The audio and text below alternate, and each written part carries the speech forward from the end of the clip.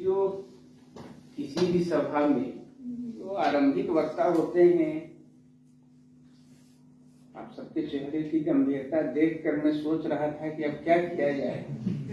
तो उनको यह सहूलियत होती है कि उनकी कुछ हल्की बातें भी आप गंभीरता से सुन लेते हैं, लेकिन जो जो समय बीतता है त्यों त्यों गंभीर सुनने का अभ्यास और उसकी उत्सुकता भी कम होने लगती है। बहरहाल पत्रिका का दूसरा अंक आया है। पहले अंक का लोकार्पण भी यहाँ हुआ था और दुर्योग से मैं शामिल नहीं हो सका था। मुझे बहुत खुशी हो रही है कि आज इस लोकार्पण और परिचर्चा सत्र की अध्यक्षता हिंदी विभाग के प्रोफेसर और इस भोजपुरी अध्ययन केंद्र के समन्वयक आदरणीय प्रोफेसर श्री प्रकाश शुक्ल जी कर रहे हैं। मैं जानता हूँ कि यह जो कुछ भी उपक्रम इस पत्रिका के निमित्त ही नहीं, यहाँ होने वाले विभिन्न आयोजनों से जुड़ा होता है, उसके पीछे उनकी प्रेरणा, उनका उत्साह और उनका सहयोग यह निरंतर मिलता है, तभी चीजें संभव हो पा रही हैं। और इसी भोजपुरी अध्ययन केंद्र से आदरणीय चंपा मैडम जुड़ी हुई हैं, राजेश सरकार भी जुड़े हुए हैं और कायदे से न जुड़ा हुआ होकर भी मैं अपने को जुड़ा हुआ मानकर चल रहा हूँ। जो कायदा कब बेकायदा हो जाए और जो बेकायदा है कब कायदे में बदल जाए, ये पता नहीं चलता। वो आर्यपुत्र दीपक इस मानस पत्रिका के संपादक, और देखिए यह भी विशेष बात है, आप नाम ही देख लीजिए, आर्यपुत्र हैं लेकिन दीपक की तरह है, उज्जवल सिंह हैं लेकिन पत्रिका निकालने का उमंग रख करके। और मैं नाम देख रहा था संपादक मंडल में स्वयं धनराज हैं। क्या दिक्कत है, मानस है ही। पहले मैं सोचता था कि ये मानस है तो मानस के नाम से ही पत्रिका है, क्या संयोग है।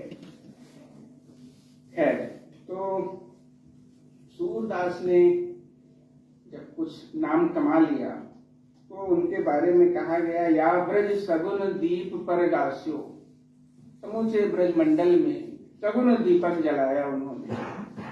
तो आर्यपुत्र दीपक भी वैसा ही कुछ सगुण दीपक, इसलिए कह रहा हूं कि पहले वर्चुअल माध्यम में लाने की कोशिश थी, लेकिन सगुण साकार रूप में भी दूसरा अंक प्रकाशित होकर हमारे हाथों में है। इसके पीछे बहुत परिश्रम और कितना कुछ सुनना पड़ा होगा उन्हें, कितना समय लगा होगा उनका, बाकी और व्यस्तताओं को छोड़ते हुए इस उपलब्धि के लिए इस मानस पत्रिका की समूची टीम को मैं अपनी ओर से बधाई देता हूं। मालवीय जी की बढ़िया है, कई बार चर्चा हुई, आरंभ में ही विंध्याचल जी ने कहा कि कुछ ऐसा है जैसा नहीं होना चाहिए था। यह जो पत्रिका निकल गई है यह वैसा ही है जैसा होना चाहिए था। इस बगिया में यहाँ के विद्यार्थी नहीं निकालेंगे तो कहाँ के विद्यार्थी निकालेंगे। देखो न हिकारत से फलदार नहीं है, ये पेड़ पुराना तो है बेकार नहीं।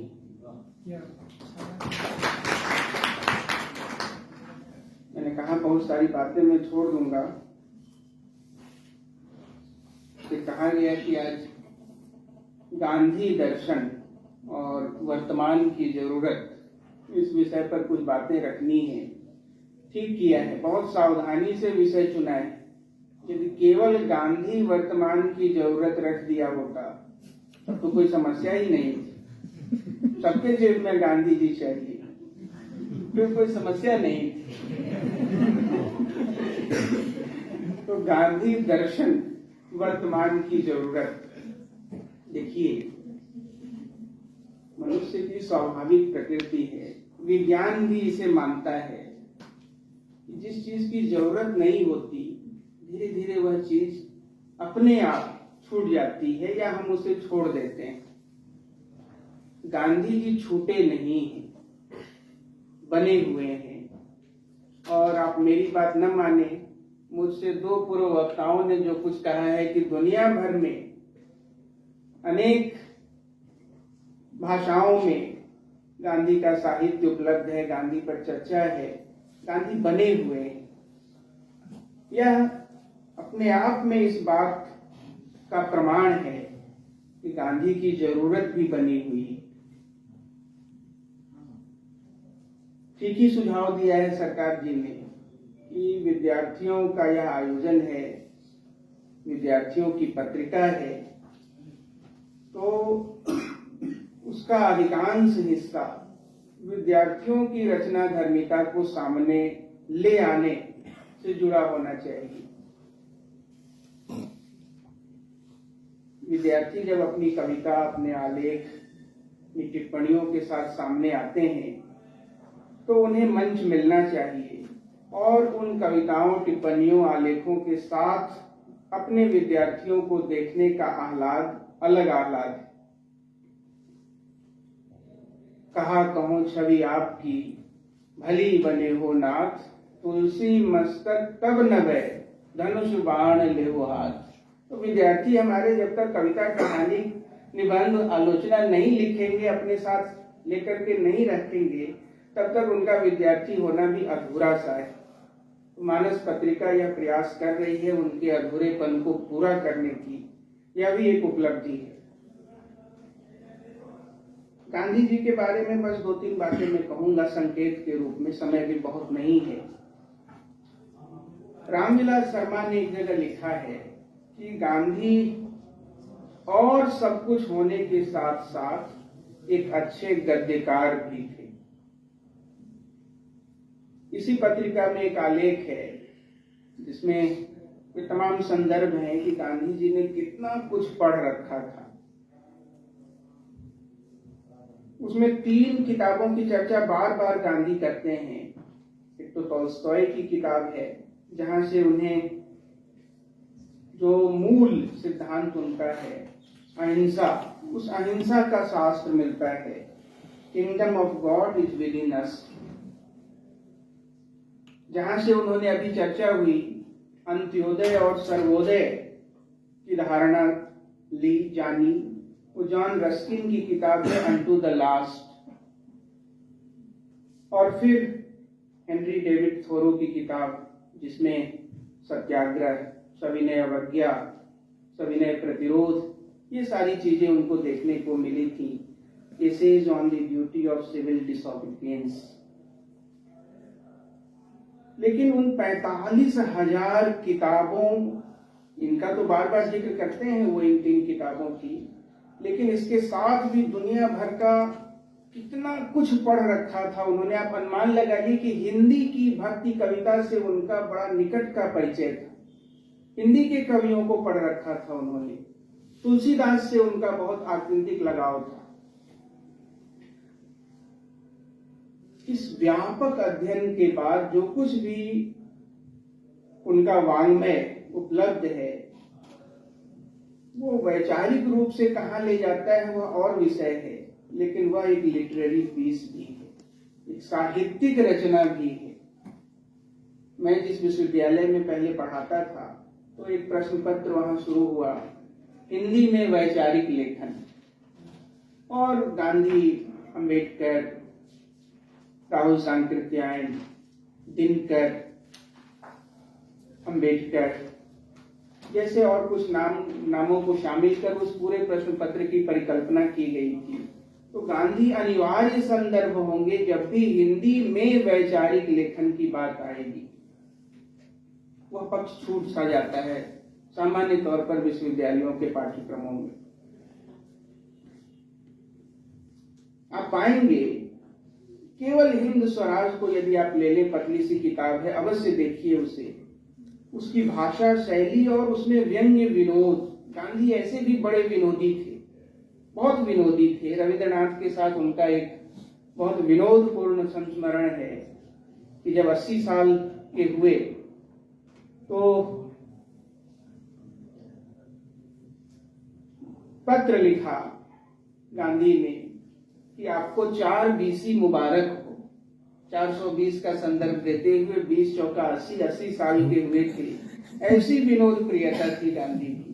ये कौन कर सकता है? रविंद्रनाथ के साथ इतनी इस हद तक उतर करके तो विटी बहुत थे। तो उनका यह विट, उनकी विनोद प्रियता और उनका व्यंग्य उनकी सभी रचनाओं में आप देख सकते हैं यदि ध्यान से देखेंगे तो। गांधी दर्शन पर बात करनी है, फिर भी मैं बहुत छोड़ रहा हूं। केवल 3 बातें ध्यान देने की हैं कि गांधी ने अपने उस व्यापक अध्ययन, केवल किताबों के अध्ययन से ही नहीं, समाज के अध्ययन से यह जान लिया था, यह दृष्टि पाई थी जिसको हम सच को समझने की दृष्टि कह सकते हैं। उस दृष्टि के साथ सच को कहने की शक्ति भी अर्जित की थी उन्होंने। और केवल ये दोनों ही नहीं, सच को समझने की दृष्टि और सच को कहने की शक्ति के साथ उस सच को प्रभावी बनाने की कला भी थी उनमें। ये तीनों मिलकर के ही तो रचना संभव होती है। आप किसी सच को अभिव्यक्त करते हैं, उसको कलात्मक ढंग से अभिव्यक्त करते हैं, तब वह एक कलाकृति, एक क्रिएशन, एक रचना कहलाती है। तो यह गांधी के वाङ्मय की अनूठी विशेषता है। दूसरा एक संदर्भ यह है कि आखिर कौन सा भारत था गांधी के सामने? कोई भारत नहीं था। जिस भारत की चर्चा दुनिया में हो रही थी उपनिवेशवाद के दौर में, उसमें भारत यथार्थ नहीं था, इमेजिन्ड कम्युनिटी थी। बाद तक लोगों ने इस तरह की धारणा से संबंधित किताबें लिखी। इमेजिन्ड नेशन था, एक ऐसा नेशन जो बस कल्पना में था, वास्तव में नहीं था। अब जो वास्तव में है नहीं, उस कल्पना में या कल्पना प्रसूत एक धारणा से गांधी का सामना था, उसको बदलना था। इसलिए गांधी ने जो सिद्धांत दिए हैं, उन्होंने 7 ही बातें बताई पूरे जीवन में, केवल 7। कई जगह इसका जिक्र है। पहला कि किन चीजों से बचना चाहिए। उन्होंने कहा कि सिद्धांत विहीन राजनीति, ऐसी राजनीति से हमें बचना चाहिए जिसके पीछे कोई सिद्धांत न हो। श्रम विहीन धन, इसीलिए वो भक्त कवियों को पसंद करते थे। ऐसे धन से हमें बचना चाहिए जिस धन को कमाने में हमने पसीना नहीं बहाया है, श्रम नहीं किया है। विवेकहीन उपयोग, चरित्र विहीन ज्ञान, ऐसा ज्ञान किस काम का जो हमारे आचरण में न झलकता हो। नैतिकता विहीन व्यापार, मानवता विहीन विज्ञान, और त्याग बलिदान समर्पण विहीन आराधना। यही 7 मंत्र हैं उनके।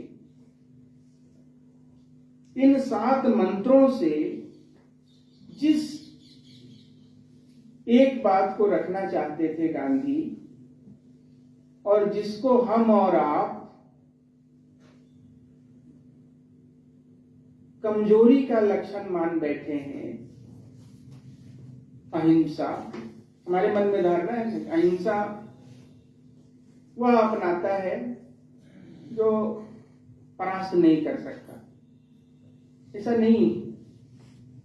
अहिंसा तक आने का मार्ग उनका वही सत्याग्रह था, क्योंकि शक्तिहीन व्यक्ति अहिंसक नहीं हो सकता, शक्तिशाली व्यक्ति ही अहिंसक होगा। वह व्यक्ति अहिंसक हो ही नहीं सकता जिसके हृदय में करुणा न हो। करुणा से ही कुछ दे देने की भावना उत्पन्न होगी, त्याग की भावना उत्पन्न होगी। और अहिंसा से बड़ा त्याग तो है ही नहीं कि आप किसी को छोड़ दें, किसी को माफ कर दें, इससे बड़ा त्याग क्या हो सकता है। इसलिए अहिंसा अशक्तों का, निर्बल का साधन नहीं है। वह सशक्त का साधन है। आपके पास अधिकार है, लेकिन उस अधिकार का सबसे बढ़िया उपयोग उसके सबसे कम उपयोग में है। अधिकार का सबसे कम उपयोग ही अधिकार का सच्चा उपयोग है। यह बात गांधी जी के यहाँ से हमें दिखाई पड़ती है। और ऐसे समय में जब चारों तरफ अपने अधिकार का प्रदर्शन इतना अधिक हो, तो गांधी दर्शन की जरूरत अनायास हमें समझ में आती है।